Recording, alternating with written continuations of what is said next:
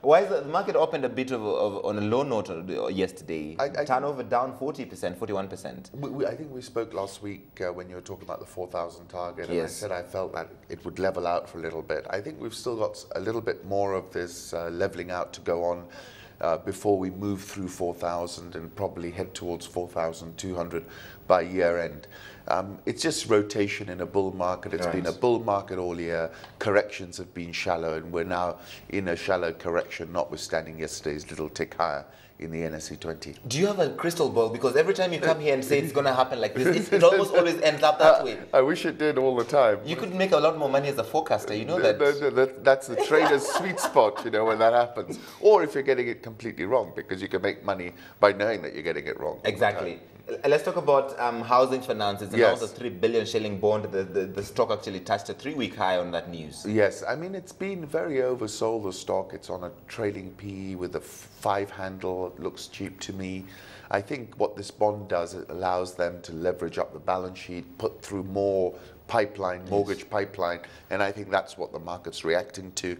You know, the mortgage market remains very much untapped at the moment. Housing finance and KCB are the two big players, and I think what this signals to me is that there is capital to bring to bear in this market, and housing finance have tapped into it. But what exactly is wrong in this mortgage market? Because Kenya is a country of a population of over 40 million, Yes. but we have less than 20,000 mortgages. Correct. There has to be certainly something wrong. So, well, I don't think all mortgages are being characterized properly. I Right. think people sometimes borrow money for a home but don't call it a mortgage. A mortgage per se, That's, okay. Yes, I think there's some of that going on. But the bottom line is it's a huge opportunity. I think we had a very high interest rate structure. Mortgage rates of 22, 23% are just way too high wherever you are in the world. We saw a slowdown and pick up, but I think once we get closer to 10%, we'll see a very big pickup in demand. You know, the appetite's there, Yes. but it needs sensible interest rates.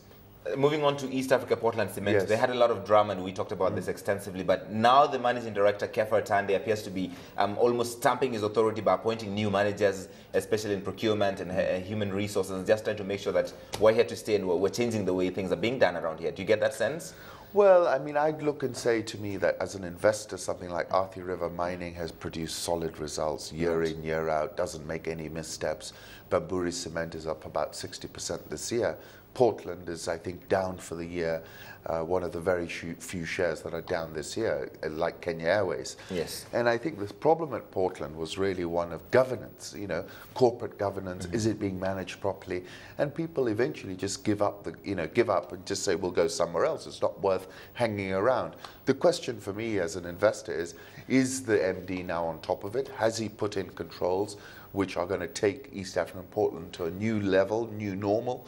That I'm prepared to wait for. I don't think I'm going to run away and start accumulating shares at this point. Now that you bring up Kenya Airways, I was hoping we might just skip Yes. over this, but the airline pilots, Yeah.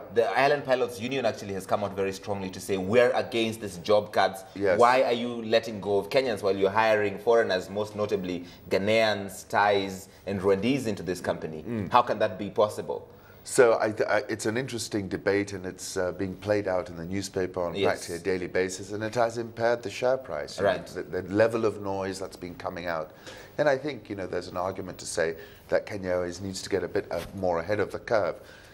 Talking about the minutiae of the business and hiring others instead of Kenyans, I'm not privy to the exact details of that. So I would prefer to say I'll hold my comment.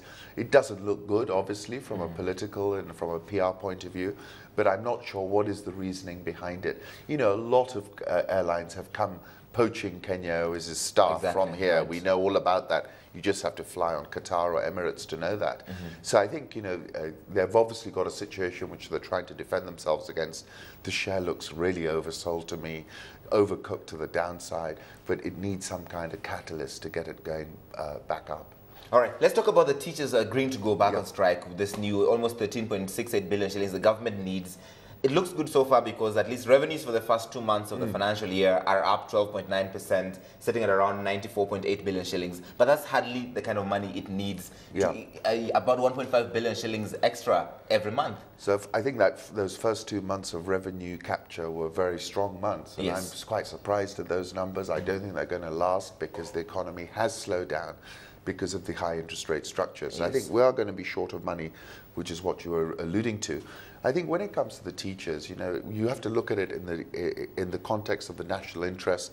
You know, any country can't progress unless, you know, this capital, these young people are being taught properly. So I think from that point of view, they were not being paid fairly. They need to be paid better, and I Yes. welcome that.